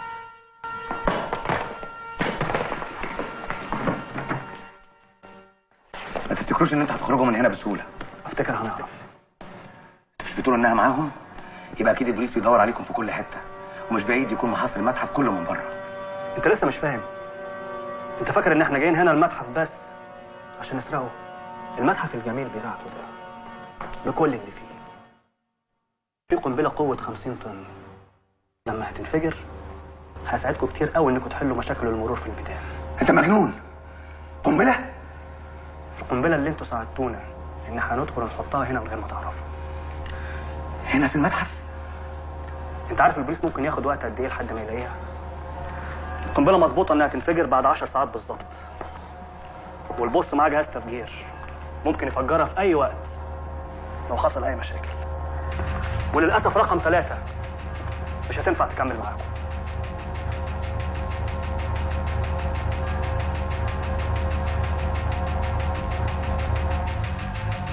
ولو شغلنا جهاز الانذار؟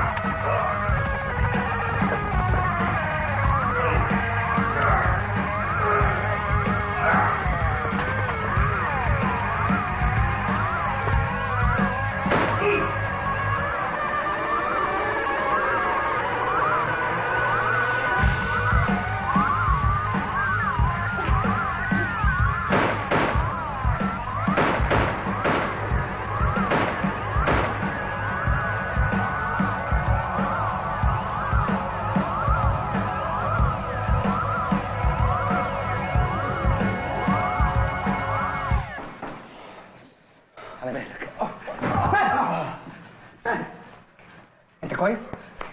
كويس. طب خليك هنا. انت رايح فين؟ هجيب الشنطه من جوه واجي.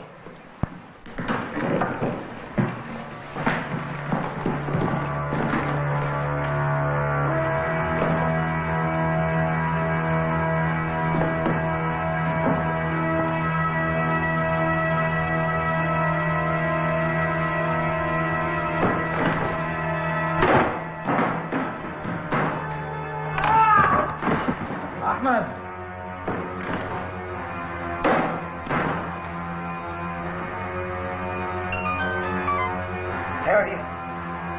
انت فين؟ وهم معاكم؟ هم معاهم الحاجات اللي خدوها؟ طب انا جاي في السكه. شوف يا احمد اسمعيني ادينا كويس. عطليهم عطليهم باي شكل، مش ممكن يخرجوا من البلد. يا احمد انا رايح وراه، بس المره دي رايح لوحدي. فاكر اني هسيبك تروح وراهم لوحدك؟ انت عارف ده معناه ايه؟ ايوه عارف.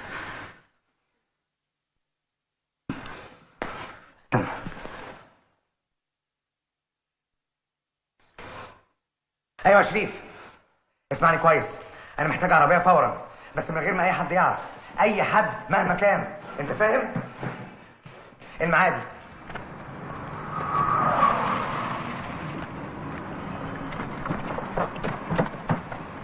عربيتك؟ لا. انت رايح فين؟ لو ما رجعتش هتلاقيها في شرم الشيخ. ايه اللي خلاك تتصل بيا انا بالذات؟ انت جدع، مفيش حد اعرفه ممكن اثق فيه دلوقتي. انا عارف ان انت كنت في المتحف النهارده. حد تاني عارف؟ رنا وهيم. مفيش وقت اشرح لك. العمليه طلعت اخطر بكتير من سرقه المتحف. دلوقتي لازم تثق فيا. بس الناس دي يعني مش محتاجين حد معاكم؟ حد زي مين؟ مين ممكن يبقى معانا؟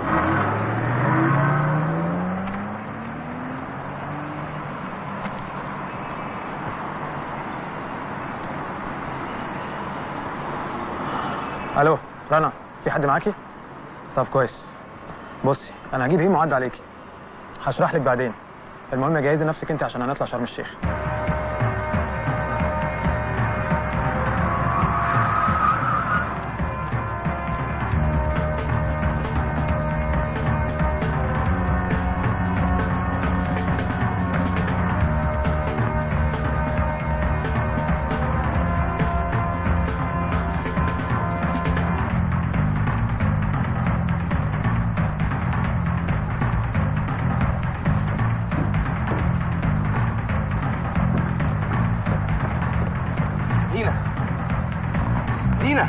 حاجة عندك؟ المكان جوه مخنوق ومليان دخان، وبعدين مش معقول يعني يكون جنب البحر وضلني قاعدة مخنوقة جوه.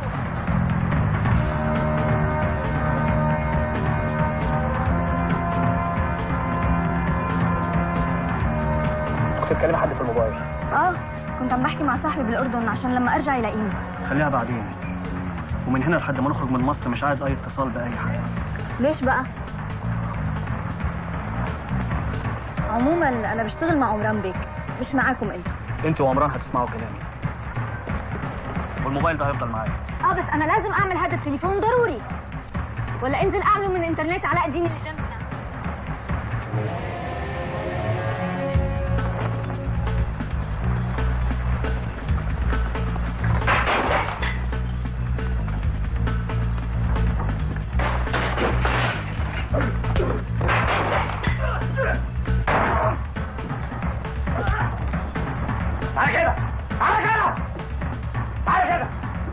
مش كويسة؟ أحمد، هم الفادي فين؟ جاي ورايا. مسدسك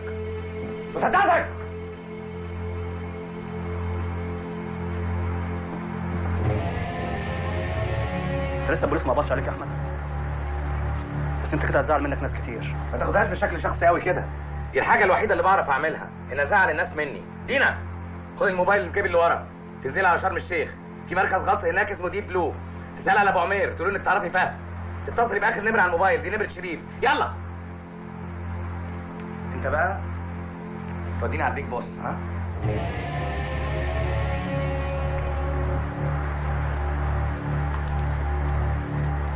انتوا مجانين.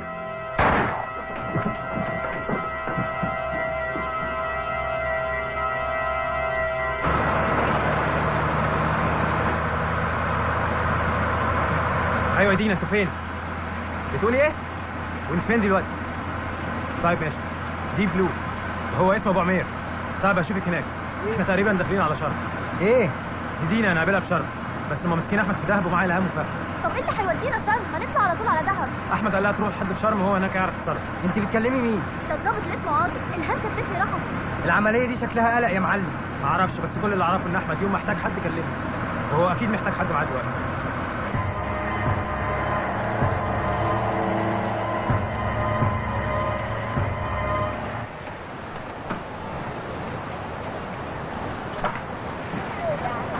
ابو عمير، ابو عمير، ابو عمير، شو ابو عمير؟ دينا انت عارفه هما فين؟ الهام كويسه؟ هي منيحه، بس هدول الناس ممكن يعملوا فيهم اي شيء. انتوا بتعملوا ايه؟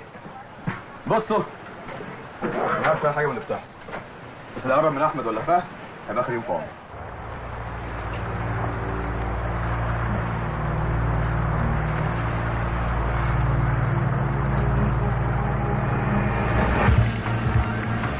ابو عمير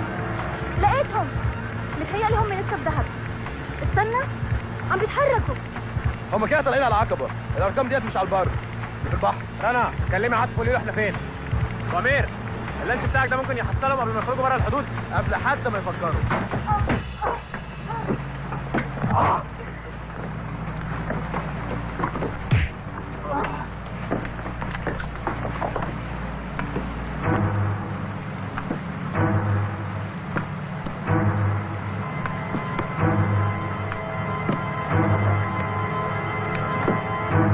والله زمان يا احمد، لسه عنيد وماوح زي ما انت.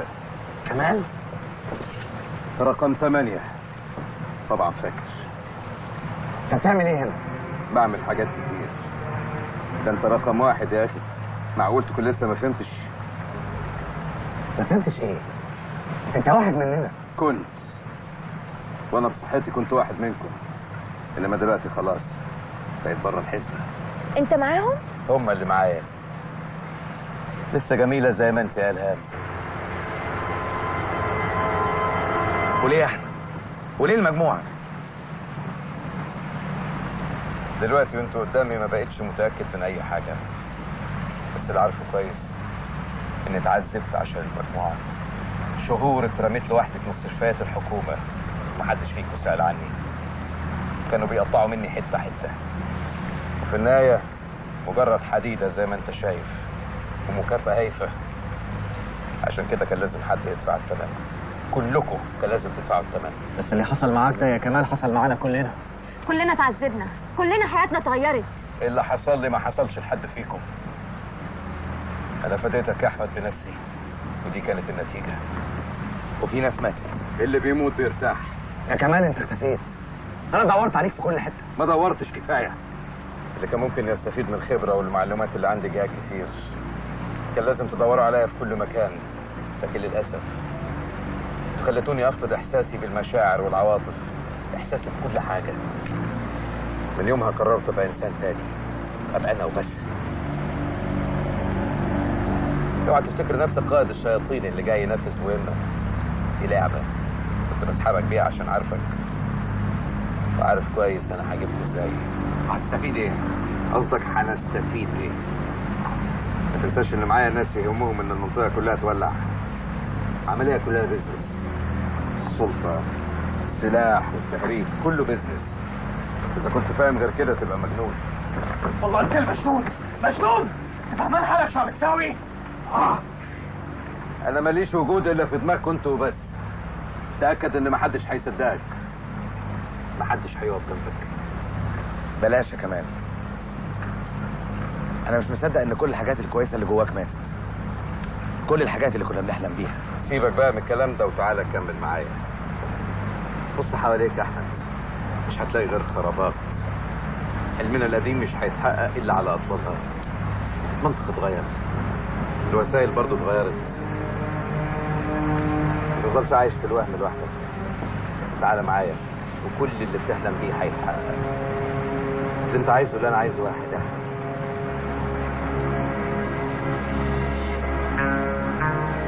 مش واحد يا كمال. اللي انت عايزه واللي احنا عايزينه مش واحد.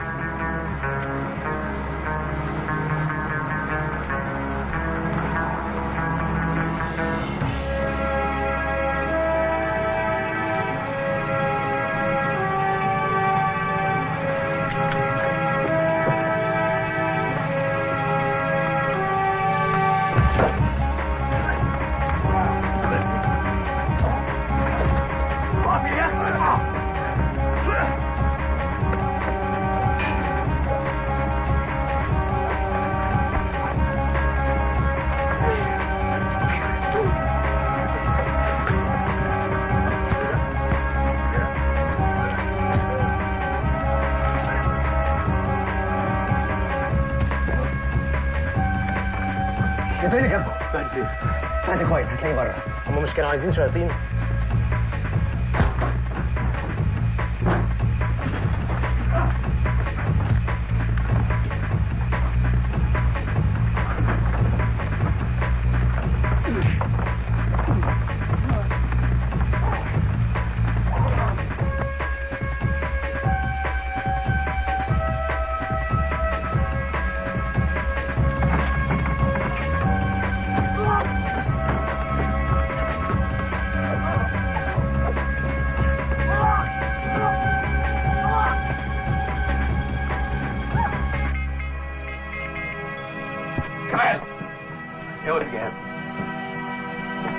الجهاز.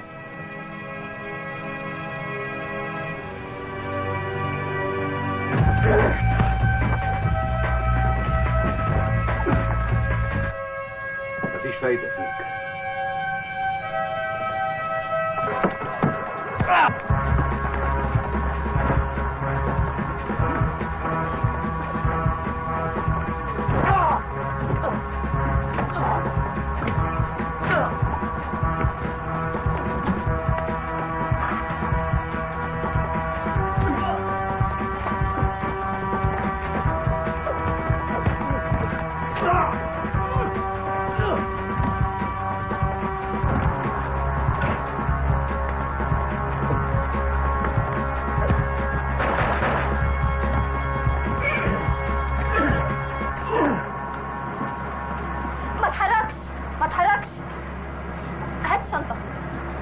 نزل المسدس، انت لسه صغيرة. كمان الشنطة يا جمال، الشنطة شريف، خد الشنطة. يا يا ابو حميد، خايف الرصاصة تيجي تحدف المجموعة زي ما حصل مع باسم؟ باسم اخويا؟ ما تسمعلوش، خد الشنطة واجري مع شريف. الله، ده انت ما قلتلهاش بقى ان انت اللي قتلت باسم. الحكاية مش كده، الحكاية مش كده.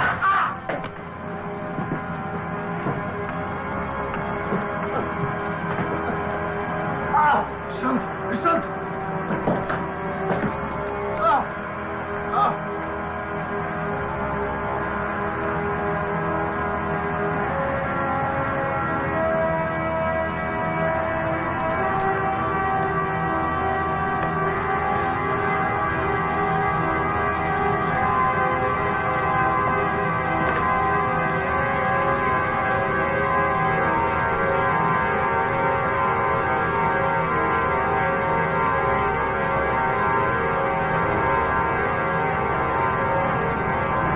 كمال دايما كان بيلعب على الاسود.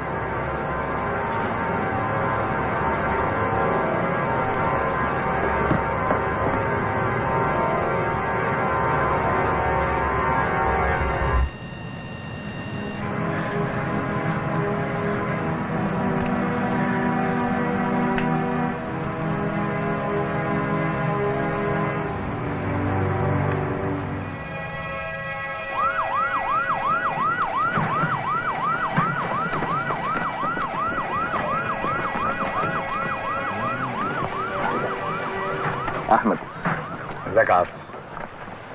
عندي ليك خبر متهيألي يهمك تعرفه. احنا في الكام يوم اللي فاتوا فتحنا ملفاتكم القديمه، وفي توصيات بان الشياطين يرجعوا تاني. اسمع له بس. المره دي بجد. بس المره دي على مسؤوليتك انت يا عاطف. على مسؤوليتي. بعد اذنك.